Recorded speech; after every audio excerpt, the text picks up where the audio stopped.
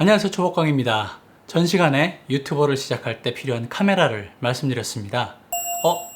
아직 안 보셨어요? 그럼 여기 위쪽을 눌러서 보고 오시면 도움이 될 것 같습니다. 결론만 말씀드리면 카메라 구매하지 마시고 현재 가지고 있는 기기를 최대한 사용하자고 말씀드렸습니다. 하지만 그래도 카메라를 구매하려고 고민하시는 분들이 계실 거로 생각합니다.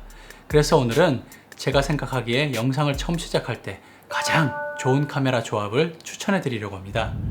영상 보시다 궁금한 점은 아래 댓글로 남겨주시면 감사하겠습니다. 어떤 카메라인지 궁금하시죠? 제가 추천하는 카메라는 바로 이거.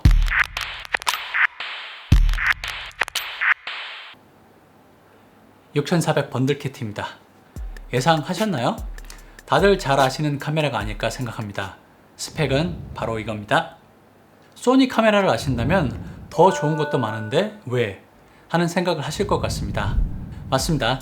현재 비슷한 알파 6600도 있고 알파 7C도 있죠. 그런데 왜 전 손떨방도 없는 가장 떨어지는 6400을 추천할까요? 또 다른 브랜드의 카메라도 많은데 왜 굳이 소니를 추천할까 하고 생각하실 수 있습니다. 큰 이유는 없습니다. 제가 소니 장비를 사용하고 있기 때문입니다. 제가 아는 범위 내에서 말씀을 드려야 하는데 많이 사용해보지 않은 것을 추천해드리긴 어렵기 때문입니다. 사실 캐논, 니콘, 파나소닉 등등 여러 브랜드가 있습니다. 그런데 제가 구매할 당시 4K 해상도의 화질이 소니가 가장 뛰어나서 소니로 시작한 것이고 이제 렌즈가 어느 정도 모여 브랜드 변경이 어렵습니다. 하지만 그 이후로도 소니의 화질만큼은 정말 좋다고 생각합니다. 그리고 소니의 묘한 금 나누기로 인한 선택의 폭이 넓다는 것도 그 이유가 될 수 있을 것 같습니다. 아무튼 카메라에 관심이 있으시면 위 3개 모델이 비슷한 크기고 성능도 비슷하다는 것을 알고 계실 겁니다. 하지만 성능이 비슷하다고 해도 3개 모델은 아주 큰 차이점을 가지고 금 나누기를 하고 있죠. 먼저 알파 6400과 알파 6600의 큰 차이점은 배터리와 손떨방의 유무로 볼 수 있습니다. 알파 6600이 배터리도 커져 오래 촬영할 수 있고 손떨방 기능이 있어서 떨림이 덜한 영상이 촬영 가능합니다. 그럼 알파 7C와의 차이는 뭘까요? 알파 6600과 거의 동일한 성능이지만 실제 촬영되는 센서의 크기가 APS-C와 풀프레임으로 차이가 납니다. 초보분들은 이게 무슨 소리지 할 텐데 사진이 기록되는 부분의 크기가 알파 7C가 커져서 좋다고 생각하시면 됩니다. 센서가 어디 있는지는 아시죠? 바로 카메라 안에, 이 안에 있는 게 센서입니다. 자, 대충 이제 알파 6400이 제일 낮은 등급이고 그 다음에 알파 6600, 그 다음 알파 7C가 좋다는 것은 아실 거라 생각합니다. 참, 알파 6400도 이 세 기기를 비교했을 때 떨어지는 것이지 기본적으로 좋은 기기입니다. 그럼 제가 왜 더 좋은 카메라를 두고 알파 6400에 이 번들 렌즈를 추천드릴까요? 그 첫 번째 이유는 가격입니다.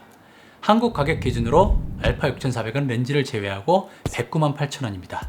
번들 렌즈를 추가하면 약 10만 원이 추가됩니다. 알파 6600은 센서가 알파 6400과 같지만 기능이 개선되어 본체만 179만 9천원이고 풀프레임인 알파 7C는 본체 기준 219만 9천원입니다. 사실 여유가 있으시면 알파 7C로 한 방에 가시는 게 좋습니다. 풀프레임의 큰 용량의 배터리와 옆으로 열리는 플립 스크린은 아주 훌륭합니다. 그런데 알파 6400과 110만원 차이를 보입니다. 사실 가격 차이는 이것과 더해 렌즈에서도 차이가 크게 납니다. 풀프레임 렌즈, 즉 큰 사이즈 센서용 렌즈는 더 비쌉니다. 그럼 실제 가격 차이는 더 날 수밖에 없습니다. 알파 6600과는 같은 센서기에 렌즈도 같이 사용할 수 있습니다. 사실 알파 6400과 알파 6600은 극단적으로 말하면 손떨방과 배터리 차이가 다라고 말해도 됩니다. 이 차이의 70만원 돈은 제게 적지 않다고 느껴지더군요. 두 번째 이유는 작고 가벼운 무게를 들 수 있습니다. 촬영이나 여행을 다닐 때 처음엔 호기롭게 많은 장비를 들고 다니게 되죠. 하지만 별거 아니게 느껴지던 크기와 무게가 큰 짐이 되어 지치게 하는 것을 바로 느끼실 겁니다. 그래서 카메라는 기능이 비슷하다면 작고 가벼운 게 들고 다니기가 좋습니다. 먼저 크기를 비교해보면 알파 6400의 경우 120에 66.9, 59.7이고 알파 6600은 120에 66.9, 69.3입니다.